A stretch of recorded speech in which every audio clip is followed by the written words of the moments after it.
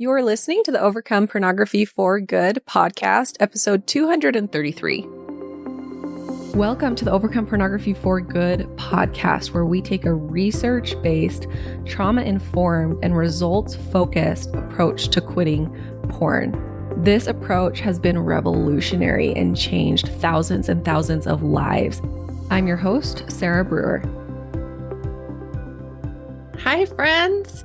Welcome to the Overcoming Pornography for Good podcast. I'm Jessica, and I am super excited to be here with you guys today. So I wanted to talk today about grief. And I know that this is not a super cheery subject, but it is something that comes up for so many of us in the process of overcoming pornography. So I'm going to explain all of that. First of all, there are lots of different areas in this process of overcoming pornography where we have to grieve.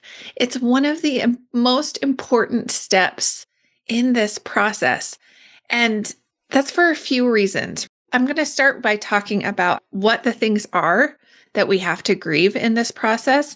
And then we're going to talk a little about what it looks like. And I'm going to give you some really clear steps that you can take to help with your own personal grieving process. So, first of all, when you're in this process of healing and learning to process your own emotions so that you don't have to use porn anymore to deal with negative emotions that come up in your life, there can be a sense of loss. And anytime there's a sense of loss, there's going to be grief to process. So, for example, like most of us think about, when we think about grief, we think about death. We think about the death of a loved one and how that person, that loved one, isn't a part of our life anymore. And there's this sense of loss. And that same feeling can happen anytime we experience a loss. And in this process of overcoming pornography, there are lots of places where we experience loss. First of all, we experience grief in that process of letting go of porn. We're losing porn as a coping strategy that we've probably held on to for a really long time. And it has been a reliable coping strategy, although not super effective. It has been reliable, and it's been there when you didn't have any other coping strategies available to you. So letting go of porn as kind of your go-to coping strategy can feel like a loss. It can feel like grief. This is a part that we don't really talk about very much because, of course, it's like, no, I want to get rid of porn. I don't want it in my life. Why would I feel like there's this sense of loss? Why would I feel like I need to grieve for this thing that I want to get rid of so badly? And really, it's the part of your brain that doesn't care about morality or all the negative ways that porn is affecting you. All it cares is that for many, many years, for most of us, porn was a comfort. It brought us comfort. It brought us a sense of excitement. It brought like these really good feelings into our lives. And that's all it cares about. And that part of your brain, it does feel like a loss. And so I want to give you permission, if you've got that feeling kind of in the back of your head and you haven't really been wanting to acknowledge it, I want to give you permission to acknowledge the grief. I want to give you permission to allow yourself to experience that sense of loss as you're letting go of pornography as a coping strategy. So another way that we can feel grief in this process is we can feel a real sadness and heaviness for what happened in our lives to where porn was the best option that you had. For example, if I was exposed to pornography when I was a teenager, like so many of us are, if I was exposed at that age, that's a time in our lives for many of us, it's that time when we're going through a lot of hormonal changes in our bodies. We don't know what's going on with our bodies. And sometimes we're not really taught what is happening. It's not really normalized for a lot of us. And so there's a lot of confusion and fear and insecurity that comes up in those early teenage years, right?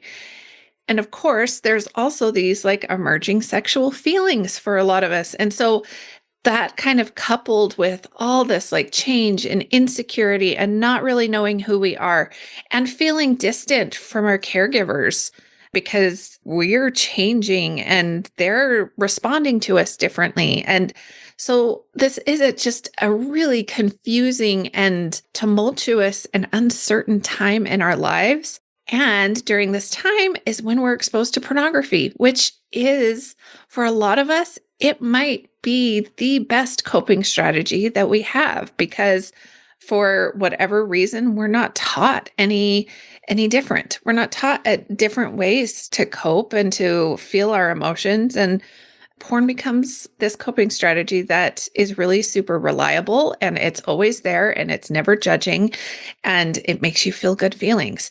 So where grief comes in there is kind of grieving how hard that period of time of your life was.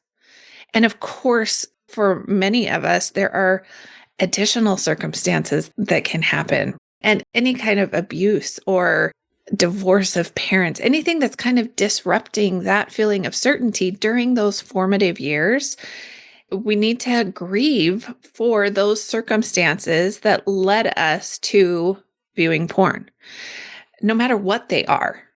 We want to look at what was happening in our lives when we were introduced to porn. And again, it might be big things. It might be, big things that happen to you. It might not be. It might be just small, what we would consider small. I'm doing air quotes. Small things that just took place, like normal, healthy development during those teenage years is really, really difficult and can be traumatic in and of itself, regardless of additional circumstances that are added on top of that. So we can just grieve for the things that happened that led us to porn. And that can be, individual circumstances that happen. It can be not being taught how to manage our emotions.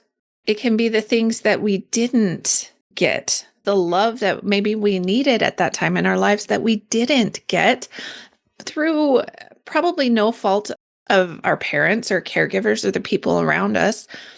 But we can grieve for those things that happened in our life, but also for the things that didn't happen. What we tend to see with pornography use is that it is impactful in our lives. Porn and the accompanying shame that comes with it can kind of create this process where we close ourselves off from people around us, from experiences. We start using porn as a way to deal with uncomfortable emotions, like we talk about here on the podcast and in the program all the time. And so because of that, we may be cutting ourselves off from certain experiences. Or maybe we've had things happen in our lives where we've been told stories about the kind of people who view porn. And we start thinking, oh my gosh, I am this person. And all of that shame that can build up can impact our lives and the trajectory that it takes. Sometimes we have relationships that end over the tumultuous events that can happen. And though all of those things need to be grieved. So we can grieve what could have been if porn never entered our lives, or if the shame that accompanies porn never came into our lives. We can grieve what we wish would have been. Those are the three areas that I see this coming up a lot. Now I want to talk a little bit about like what it looks like, what the grieving process looks like in these different situations. So I'm kind of using the Kubler-Ross stages of grief, right? The 5 stages of grief. And these are in no particular order. It's not a linear process. Grieving is never linear. It's very circular. We talk about the stages of grief, but they're not built on each other, and we oftentimes circle around. So the stages, if you remember, are denial, anger, bargaining, depression, and then acceptance. And for many of us, once we get to one stage, it's not like we never go to that stage again. Oftentimes we circle back around. We reach that stage of acceptance about one thing. And then the next day, maybe we're right back in anger. Maybe we're right back into that denial or depression. So it's this circular process. And how this looks, or how this can look, this certainly isn't a exhaustive list of how this can look. Everybody's experience is different. But a lot of times denial is when we think we have a handle on what's happening, when we're like, no, this isn't a problem. And just because somebody is saying it isn't a problem doesn't mean they're in denial. There's room for a lot of nuance here. But sometimes it can be like, oh, nope, I've got this. I can figure this out. I'm just going to white knuckle my way through this, right? That can be what denial looks like. It's that resistance that like, nope, I can handle this. Anger can come up. Most of the time I see this directed inward. I'm angry at myself for not being able to figure this out. I'm angry that I'm still here. I'm angry that this is still something that I'm working towards, even when I've been trying for so long, for so many years for a lot of people. Bargaining, this one is where one of my favorite tools that we have in the program is the Learn and Move On tool. And in that tool, one of the questions that we have is, what are the loopholes that you are using to justify or to rationalize your porn use? And that's what this looks like. Bargaining are those rationalizations, those justifications, the loopholes that we create. It's well, I've already started, so I might as well just finish. It's too late now to change. Or it might be, I deserve a break, or I deserve a reward. I've been really good for a long time. I've done really well for a whole week. I deserve a reward for all my hard work. So I'm going to go ahead and view. That's the bargaining. That's where that shows up in this overcoming pornography process. And depression can show up, and many of us are familiar with this. It shows up as that sense of hopelessness, right? And again, that can happen at any point in this process. We see this a lot of times with people in the very beginning when they're starting this process. There's this feeling of hopelessness of, I'm never going to be able to fix this. I'm never going to get past this. And I just want to normalize all of this. I want to normalize those feelings of denial, the feelings of anger, bargaining, depression. It's all a part of this grieving process that we experience when we're overcoming this. So the fifth stage finally is acceptance. And again, it's not a landing place. This is a place that we come in and out of as we go through this process. But I want to highlight a couple of ways that acceptance comes into play. So acceptance comes into play when we're realizing I'm a different person now than I was when I started. And sometimes that can feel a little bittersweet. As we're going through this process, we have to become a different person. We have to become a person who doesn't need porn in their lives anymore. There can be some loss there with that. It reminds me of a story. My oldest son, he's 18 now, but this is a story from when he was really young. He had this cute little blue teddy bear that he couldn't sleep without. For years and years, he always had this teddy bear with him. And from the day we brought him home from the hospital, we had this little blue teddy bear. And then I started noticing as he got older, he just kind of started distancing himself. He started needing it less and less. And over time, it just kind of, I remember one time while he was sleeping, he had dropped it. The bear had fallen between the bed and the wall. and it was underneath his bed, and I noticed it, but I didn't pull it out because I wanted to see if he noticed. And he went like a couple weeks before he even noticed that this bear was missing. Whereas when he was really young, when he was like a year old, he could not sleep without this bear. He couldn't go anywhere without this bear. We had to take it with us everywhere we went. And if we didn't have it, it was catastrophe. There were so many problems. So, but he got to this part in this distancing where he didn't even really need it anymore until finally it fell beneath the bed and he just never got it out. And I ended up kind of putting it away and taking it out of his room and putting it away in a safe space. And he never noticed that it wasn't gone. It's very similar to the process that we go through with overcoming pornography, is this consistent kind of distancing. When our nervous systems are ready to let go of this coping strategy, we just kind of start to let it fall in between the cracks. And it might come up, urges might come up later, but it's like, oh, okay, I recognize that there's this urge here, and then we move on, and then it doesn't come up for a while.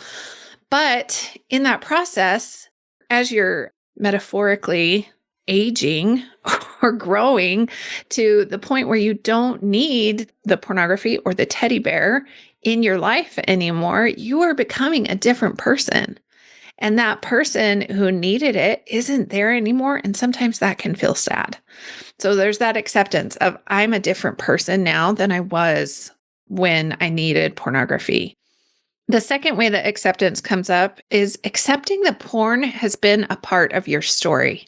Sometimes, we have so much resistance to this because it feels like giving up. It feels like sometimes we use that like, no, I don't want this to be a part of my story. Sometimes we use that as fuel to shame ourselves. And so accepting is like, no, this is part of my story. Porn is part of what has made me who I am today.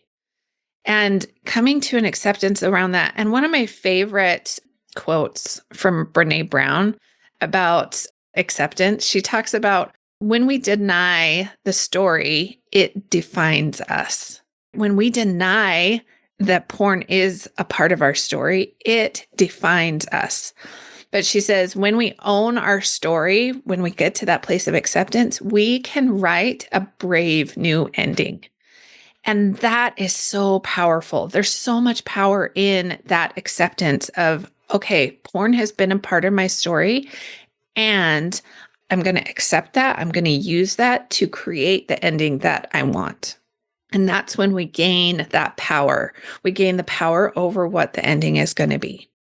So, what does grieving look like? I want to give you guys some really practical tools to help you with that grieving process. First of all, the biggest thing is to give yourself permission. I work on this with my clients all the time. Sometimes we are so afraid to let ourselves grieve, let ourselves be sad or angry or whatever else comes up for us. Give yourself permission and space to feel the emotions. And there are lots of really cool tools that we can use to do that. First of all, like one of my favorite ways is music. Like listening to music helps me grieve. It helps me feel my emotions. I have different playlists for different emotions. I've got my sad playlist. I've got my grief playlist. I've got my angry playlist. And so when I'm wanting to feel and process emotions, I'll pull up my specific playlist for that emotion and just let myself feel it. I'll give myself some time. Maybe I'll go exercise. That is another thing. Exercise is really, really good at helping to move those emotions through our bodies. So I'll put on an angry playlist. I'll go lift some heavy weights. Or if I'm feeling like sad or anxious about something, I'll go for a walk or for a run and listen to my sad playlist or my grief playlist. And that really helps. Crying. It is such a good tool, letting yourself cry, giving yourself a safe space where you can cry. It's so good for our nervous systems. It's so good at helping us move emotions through our bodies. which is what needs to happen as we're going through this grief process. We're moving the emotions through our bodies because emotions are physical. They're not just mental, they are happening in our body. And so we need to use our body to move through the emotions. Another thing that we can do is to tell our story. We tell our story to trusted people. That helps us to grieve. So we're telling our story to people who are going to help us see ourselves with compassion, right? That's what I mean by trusted people. We're sharing our story with trusted people who are going to show us compassion and help us see ourselves with compassion. And we tell that story as many times as we need. Sometimes we need to tell it a lot of times. And that is totally okay. We're telling our story to people who have earned the right to hear it. And then finally, like Brené Brown talks about, we want to write the end of our story. And you can do this through journaling. You can do it with talking with somebody, but really get clear on what you want the ending of your porn story to look like. Like, what do you want now that we're here, now that we're in this place of acceptance and going through these stages of grief? How do we want it to end? We want it to get to that place where it's not controlling us anymore. We want the ending to be that we have a healthy relationship with our own personal sexuality rather than repressing or hiding or feeling lots of shame about it. We want to have that be our ending rather than where we have been and where we've gotten stuck. All right, guys, thank you so much for being here. I hope this helps. And if you have any questions, come into the program and we are happy to help. Thanks. Bye. I want to invite you to come and listen to my free class, How to Overcome Pornography for Good Without Using Willpower. We talk about how to stop giving into urges without pure willpower or relying on phone filters so that you can actually stop wanting pornography. We talk about how to stop giving up after a few weeks or months. And spoiler alert, the answer isn't have more willpower. And then lastly, we talk about how to make a life without porn easily sustainable and permanent. If you're trying to quit porn, this class is a game changer. So you can go and sign up at sarahbrewer.com/masterclass, and it is totally free.